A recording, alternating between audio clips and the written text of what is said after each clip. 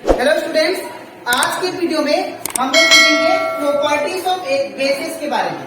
ठीक है, हम लोग क्लास 10 साइंस का चैप्टर 2 कर रहे थे, that is acid base and salt. आज का वीडियो लेक्चर नंबर 6 है। हम लोग इसके पिछले वीडियो में लेक्चर 1 से लेकर लेक्चर 6 तक मैंने आप लोग को समझा दिया था और इंट्रोडक्शन भी दिया था एसिड के बारे में और साथ ही साथ बेस के बारे में। ठीक है, और मैंने एक्सप्लेन किया था कि एसिड क्या होता है और उसके प्रॉपर्टीज के बारे में भी समझे थे। ठीक है, और साथ ही साथ हम लोग क्लासिफिकेशन ऑफ एसिड के बारे में भी अच्छे से समझे थे। तो अगर आपको सारा वीडियो अच्छे से समझना है, अच्छे से उसका कंसेप्ट को समझना है, तो आप लोग इसका पिछला वीडियो देख सकते हो, वो मेरे चैनल यूट्यूब में अवेलेबल है। ठीक है, तो स्टार्ट करते हैं आज का क्लास। यहाँ पे दिया गया है that is properties of base. यहाँ पे मैंने कुछ प्रॉपर्टीज लिखा है बेस के बारे में जो कि बहुत ही इंपॉर्टेंट है आप लोग के लिए। ठीक है, तो सबसे पहला प्रॉपर्टीज क्या है? Bases usually bitter in taste. Base जो होता है वो क्या होता है? वो कड़वा टेस्ट होता है उसका। ठीक है, जैसे कि एसिड क्या था? खट्टा टेस्ट था, दैट इज सोर इन टेस्ट। वैसे बेस का क्या होता है? कड़वा टेस्ट होता है, that is bitter in taste. ठीक है, दूसरा property, bases can neutralise the effect of acid. याद रखिएगा, अगर कोई भी एसिड में अगर हम लोग बेस को मिला दे तो याद रखिएगा वो क्या करेगा? एसिड का इफेक्ट को न्यूट्रलाइज कर देगा। जैसे कि एग्जांपल दिया था मैंने आप लोग को, अगर किसी को एसिडिटी होता है तो वो क्या करता है? एंटासिड टेबलेट लेता है जो कि बेस से बना होता है। ठीक है, और वो जो बेस है वो क्या करता है? एसिड का इफेक्ट को न्यूट्रलाइज कर देता है। इन द सेम वे, जब कोई रेड एंड, ठीक है, या हनी बी काटता है तो क्या इंजेक्ट करता है? That is formic acid. तो अगर उसको न्यूट्रलाइज करना है तो हम लोग उसके ऊपर क्या लगा लेते हैं? बेस, दैट इज बोल सकते हैं चूना लगा लेते हैं। ठीक है, या लाइन लगा लेते हैं उसके ऊपर। तो दैट मीन्स वो क्या किया? एसिड का इफेक्ट को न्यूट्रलाइज कर लिया। ठीक है, अब next point, bases conduct electricity in water में अगर हम लोग बेस को रखें, ठीक है, या बेस को डिसॉल्व करें तो बेस क्या कर सकता है? इलेक्ट्रिसिटी कंडक्ट कर सकता है। जैसे कि एग्जांपल, अगर मेरे पास कंटेनर है और कंटेनर में मैंने वाटर को रख दिया, ठीक है, और वाटर को रखने के बाद यहाँ पे 2 रोड रख दिया, ठीक है, और सपोज इनको वायर के साथ ज्वाइन कर दिया और बैटरी के साथ, तो यहाँ पे मैंने देखा कि इसमें कोई भी कंडक्ट नहीं कर सकता, कोई भी इलेक्ट्रिसिटी कंडक्ट नहीं हो रहा था। ठीक है, जब मैंने यहाँ पे बेस को ऐड किया तो बेस को ऐड करते ही इसमें से क्या हुआ? बबल्स निकलना शुरू हो गया। इसका मतलब क्या? ये क्या करता है? बेस जब मिलाते हम लोग तो बेस क्या करता है? इलेक्ट्रिसिटी कंडक्ट करना स्टार्ट कर देता है। ठीक है, नेक्स्ट, बेसिस एंड इंडिकेटर के बारे में। अगर हम लोग बेस को मिलाए इंडिकेटर के थ्रू, इंडिकेटर मैंने आप लोग को समझाया था, एक ऐसा सब्सटेंस जो क्या करे, कौन सा सॉल्यूशन या कौन सा चीज बेस है और कौन सा चीज एसिड है, वो उसको हम लोग उसको पता करता है। कौन? That is indicator. तो बेस का प्रॉपर्टी क्या होगा? इन द प्रेजेंस ऑफ इंडिकेटर। ठीक है, तो मैंने यहाँ पे कुछ इंडिकेटर लिखा है और उसका प्रॉपर्टीज लिखा है। पहला प्रॉपर्टी, लिटमस पेपर। जब आप लोग रेड लिटमस पेपर लेते हो, जब आप लोग रेड लिटमस पेपर लोगे, ठीक है, और वहां पे आप लोग बेस को मिलाओगे, जैसे फॉर एग्जांपल साबुन आपने यहाँ पे रख दिया, ठीक है, जो सोप होता है, तो सोप को टच करते ही जो रेड लिटमस है किस में कन्वर्ट हो जाएगा? ब्लू में। ठीक है, तो रेड लिटमस को किस में कन्वर्ट करता है? ब्लू में, इन द प्रेजेंस ऑफ बेस। ठीक है, दूसरा है फेनोल्फथालीन। फेनोल्फथालीन एक टाइप का कलरलेस लिक्विड होता है, ये एक टाइप का इंडिकेटर है जो क्या करता है, जब आप लोग एसिड मिलाओगे तो वो पिंक कलर देगा, लेकिन आप लोग जब बेस मिलाते हो तो क्या देगा? कलरलेस। जब एसिड मिलाओगे तो आपको क्या देगा? Pink colour. ठीक है ना, जब लेकिन आप लोग बेस मिलाओगे किसमें? फेनोल्फथालीन में, तो क्या देगा? कलरलेस देगा। ठीक है, next, methyl orange. Methyl orange भी एक टाइप का इंडिकेटर है इसका मैंने प्रैक्टिकल भी डाल चुका हूँ, ठीक है। तो आप अगर आपको प्रैक्टिकल देखना है तो आप लोग मेरे यूट्यूब चैनल में देख सकते हैं, ठीक है। तो यहाँ पे मिथाइल ऑरेंज है, तो मिथाइल ऑरेंज ये एक टाइप का ऑरेंज कलर का लिक्विड होता है, इंडिकेटर, जो क्या करता है, जब आप लोग बेस मिलाते हो तो जो मिथाइल ऑरेंज, जो ऑरेंज कलर का लिक्विड होता है, वो किस में कन्वर्ट हो जाता है, रेड कलर में, ठीक है। अब बात करते हैं हम लोग टर्मरिक। टर्मरिक ये टाइप का नेचुरल इंडिकेटर है, ठीक है, जो कि हम लोग घर में भी यूज करते हैं। वो टर्मरिक क्या होता है, इनिशियली येलो कलर होता है, लेकिन आप लोग जब उसमें चूना मिलाते हो, दैट इज चूना क्या है, ये एक टाइप का बेस है, ठीक है। तो जब आप लोग उसमें चूना मिलाते हो या बोल सकते हैं कोई भी बेस मिलाते हो, तो याद रखिएगा वो येलो कलर को कन्वर्ट करके किसमें देगा, रेड कलर में, ठीक है। तो ये कुछ प्रॉपर्टी था बेस का इन द प्रेजेंस ऑफ इंडिकेटर। अब हम लोग देखते हैं प्रॉपर्टी नंबर 5। जब भी आप लोग मेटल, बेस के साथ मेटल का रिएक्शन करोगे, ठीक है, याद रखिएगा सारा मेटल बेस के साथ रिएक्शन नहीं करते, ठीक है, लेकिन अगर कुछ मेटल जो बेस के साथ रिएक्शन करते हैं, वो जब रिएक्ट करेंगे तो याद रखिएगा सॉल्ट और हाइड्रोजन गैस रिलीज करते हैं, ठीक है। तो ऐसे आ सकता है क्वेश्चन आप लोगों का कि what happen when base react with metal, when base react with metal it form salt and hydrogen gas, ये आंसर होगा, ठीक है। यहाँ पे मैंने नोट बना के भी लिखा है कि all metal do not react with base, जितना भी मेटल है सारा रिएक्ट नहीं करते बेस के साथ, कुछ मेटल रिएक्ट करते हैं, ठीक है। Next property number 6, bases react with acid to form salt and water. जब भी बेस एसिड के साथ मिलता है तो मैंने आपको क्या समझाया, न्यूट्रलाइज हो जाता है। ऐसा भी क्वेश्चन आता है आप लोग का, व्हाट इज न्यूट्रलाइजेशन रिएक्शन, तो आप लोग लिखना when acid react with base then it forms salt and water, then this reaction is called neutralization reaction. When acid react with base or base react with acid then it produce salt and water, this reaction is called neutralization reaction, ठीक है। तो यहाँ पे भी जब base react करेगा acid के साथ तो आपको क्या देगा, that is salt and water, जिसको हम लोग क्या बोलते हैं, न्यूट्रलाइजेशन रिएक्शन, ठीक है। अब बात करते हैं point number 7, property number 7, base react with non metal. जब भी बेस नॉन मेटल के साथ रिएक्ट करता है तो याद रखिएगा नॉन मेटल ऑक्साइड के साथ, ठीक है, जब भी बेस नॉन मेटल ऑक्साइड के साथ रिएक्ट करेगा तो आपको क्या प्रोड्यूस करेगा, that is salt and water, ठीक है। तो ये कंप्लीट हो जाता हमारा प्रॉपर्टीज ऑफ बेसिस। अब इसके नेक्स्ट स्लाइड में मैं आप लोग को समझाऊंगा, that is classification of basis, ठीक है। तो इसके बाद करते हैं क्लासिफिकेशन ऑफ बेस के बारे में, ठीक है। हम लोग अभी ये पढ़ेंगे कि बेस जो है वो कितने कैटेगरी में क्लासिफाई है, ठीक है। और यहाँ पे हम लोग अभी तक सीखे कि बेस के बारे में और उसके प्रॉपर्टीज के बारे में। अभी हम लोग सीखेंगे क्लासिफिकेशन ऑफ बेस। तो अगर बेस का क्लासिफिकेशन देखे, ये दो सब्सटेंस के ऊपर या दो टर्म के ऊपर बेस है, ठीक है। पहला टर्म ये है, it is based on solubility, ठीक है, और दूसरा क्या है, it is based on ionising. जैसे कि मैंने आपको last class classification of acid में बताया था, आयोनाइजिंग मतलब होता है कि अगर कोई भी एक कंपाउंड या मॉलिक्यूल या कोई भी एसिड अगर स्प्लिट हो जाता है चार्जेस में, तो उसको हम लोग क्या बोलते हैं, आयोनाइजिंग। और एक बात, वो एसिड को जब वाटर में ऐड करते हैं, ठीक है ना, या हम लोग कोई भी बेस को वाटर में ऐड करते हैं, बेस को ऐड वाटर में करने के बाद वो बेस क्या होता है, स्प्लिट हो जाता है, टूट जाता है, उसी चीज को हम लोग क्या बोलते हैं, आयोनाइजिंग, ठीक है। और यहाँ पे अगर बात करें सॉल्युबिलिटी का, तो कोई कोई बेस क्या होता है, सॉल्यूबल होता है। सॉल्यूबल मतलब जो वाटर में डिसॉल्व हो जाए उसे सॉल्यूबल बोलते हैं, सॉल्यूबल बेस, ठीक है। और कोई कोई बेस क्या होता है, इनसॉल्यूबल। और इनसॉल्यूबल मतलब क्या होता है, कोई कोई बेस ऐसा भी होता है जो वाटर में नहीं घुलते हैं, ठीक है। अब मैंने कुछ एग्जांपल भी लिया यहाँ पे।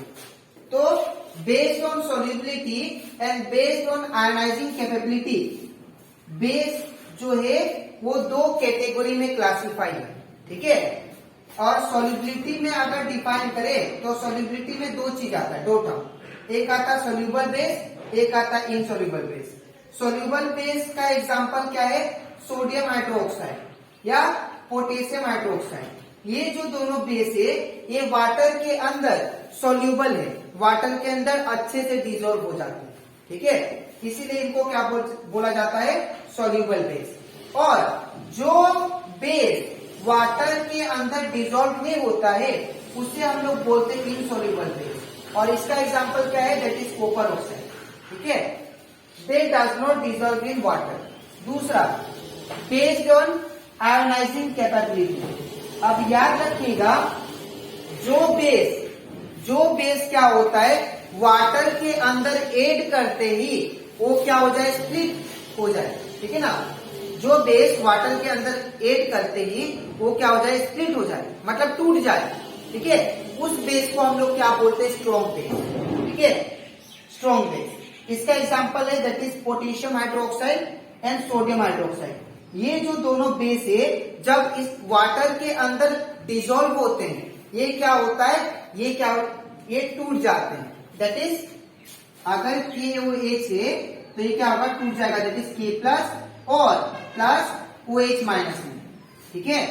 तो यहाँ पे OH ग्रुप रिलीज हुआ कि नहीं, तो दैट मीन जिसमें OH ग्रुप रिलीज हो उसे हम लोग क्या बोलेंगे, बेस।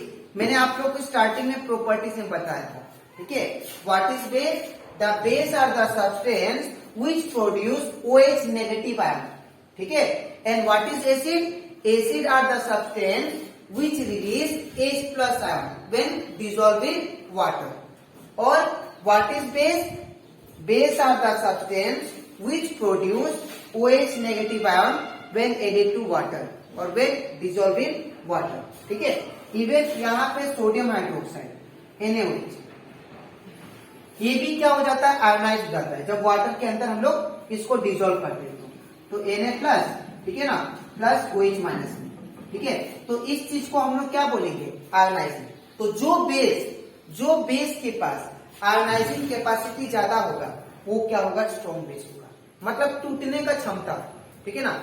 अगर जो बेस जल्दी टूट जाए, जल्दी आयोनाइज हो जाए, उसको हम लोग क्या बोलते हैं, स्ट्रॉन्ग बेस, ठीक है।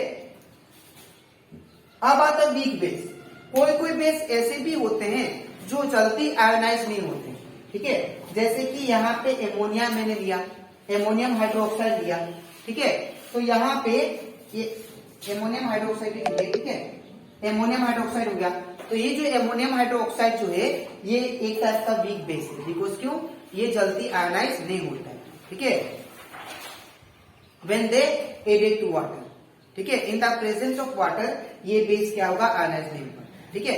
तो ये कंप्लीट हो जाता हमारा क्लासिफिकेशन ऑफ बेस। अब इसके नेक्स्ट स्लाइड में मैं आप लोग को समझाऊंगा दैट इज कि बेस और एसिड में डिफरेंस क्या होता है, ठीक है। तो अब इसके बाद अब हम लोग देखते हैं difference between acid and base.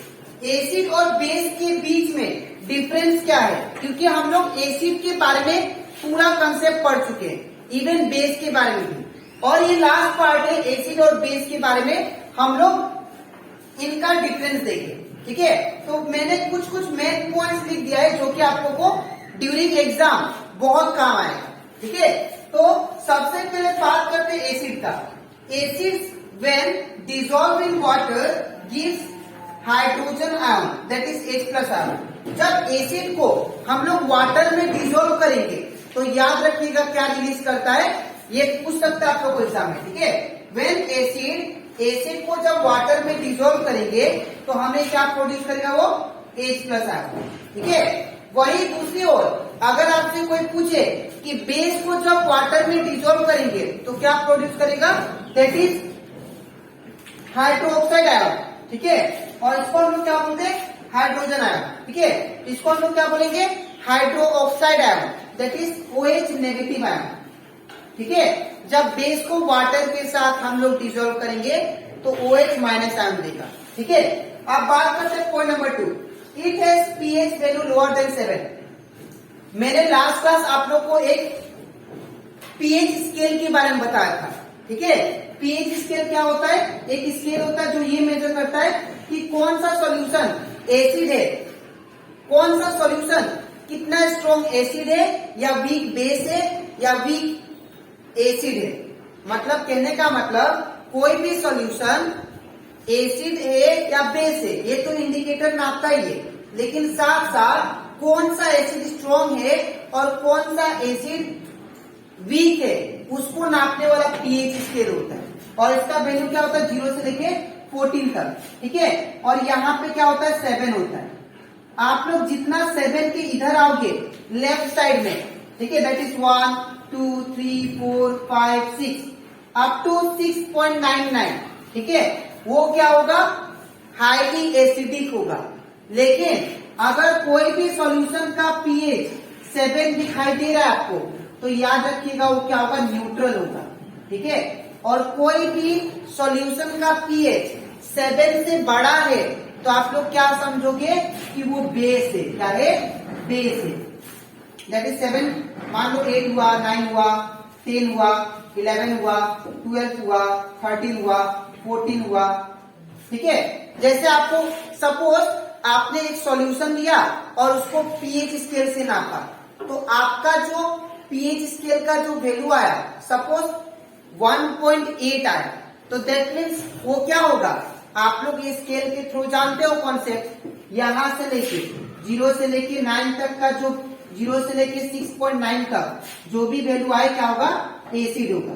ठीक है, और 7 पे न्यूट्रल होगा, और 7.1 से लेके 14 तक वो क्या होगा? बेस होगा। तो अगर आपका कोई भी सोल्यूशन का पीएच सपोज 10 आ गया, तो आप लोग क्या मानोगे? उसका वो बेस है कि एसिड? बेस है, बिकॉज 10 किस में आ रहा है? बेस में आ रहा है। ठीक है, तो यहाँ पे एक बात याद रखिएगा, एसिड में it has pH value lower than 7 से कम होता है पीएच वैल्यू एसिड में। ठीक है, लेकिन बेस में क्या होता है? 7 से ज्यादा होता है, और 7 होगा तो न्यूट्रल होगा। ठीक है, इट्स जो पीएच वैल्यू हायर देन 7 से ज्यादा होगा तभी वो क्या होगा? बेस होगा। ठीक है, next, strength of acid depends on the concentration of H+R। ये बहुत इंपॉर्टेंट है। कोई भी एसिड का स्ट्रेंथ मतलब पावर या स्ट्रॉन्ग, कौन सा एसिड कितना स्ट्रॉन्ग है वो डिपेंड किसके ऊपर करता है? वो डिपेंड करता है H+ आयन के ऊपर। जो एसिड ज्यादा H+ आयन रिलीज करे वो क्या बोल सकते हैं? वो स्ट्रॉन्ग एसिड है। ठीक है, और जो बेस सबसे ज्यादा OH- OH negative ion release करे तो क्या होगा? स्ट्रॉन्ग बेस होगा। ठीक है, तो स्ट्रॉन्ग एसिड या स्ट्रॉन्ग बेस वो किसके ऊपर डिपेंड करेगा? That is H+। हमारा एसिड में जितना रिलीज ज्यादा होगा उतना स्ट्रॉन्ग एसिड होगा। ठीक है, उतना पावरफुल एसिड होगा। ठीक है, और जितना OH- ज्यादा रिलीज होगा बेस में उतना पावर क्या होगा? हम लोग का बेस होगा। ठीक है, अब next, asset turns blue litmus paper into red. Acid जो है ब्लू लिटमस पेपर को क्या कर लेता है? रेड में कन्वर्ट कर लेता है। ठीक है, जब ब्लू लिटमस पेपर अगर मान लीजिए मेरे पास ये है, ठीक है, अगर इसमें मैं एसिड मिला तो क्या करेगा? ब्लू से रेड में कन्वर्ट कर देगा। ठीक है, लिटमस पेपर कौन सा दिया मैंने? Blue colour. ब्लू कलर को लिटमस पेपर को जब मैंने एसिड मिलाया तो किसमें हो जाएगा? रेड में। ठीक है, next, bases turns red litmus paper into blue. जो बेस होगा, जो भी लिटमस पेपर रेड होगा, रेड कलर का लिटमस पेपर, उसके संग अगर आप लोग बेस मिलाओगे तो किसमें कन्वर्ट हो जाएगा? ब्लू। ठीक है, अब next, acid react with base to form salt. ये मैंने बताया था आप लोगों को, जब भी एसिड रिएक्ट करेगा बेस के साथ तो आपको क्या प्रोड्यूस करके देगा? सॉल्ट एंड वाटर प्रोड्यूस करेगा, जिसको हम लोग न्यूट्रलाइजेशन रिएक्शन भी बोलते हैं। ठीक है, और इन द सेम वे जब बेस रिएक्ट करेगा एसिड के साथ तो आपको क्या प्रोड्यूस करेगा? That is salt and water. ठीक है, तो आज के वीडियो में मैंने आप लोगों को एक्सप्लेन किया that is properties of base के बारे में। उसी के साथ साथ मैंने आप लोगों को एक्सप्लेन किया that is classification of base. ठीक है, बेस कैसे क्लासिफाइड है, ठीक है। और उसी के साथ साथ हम लोग समझे difference between acid and base.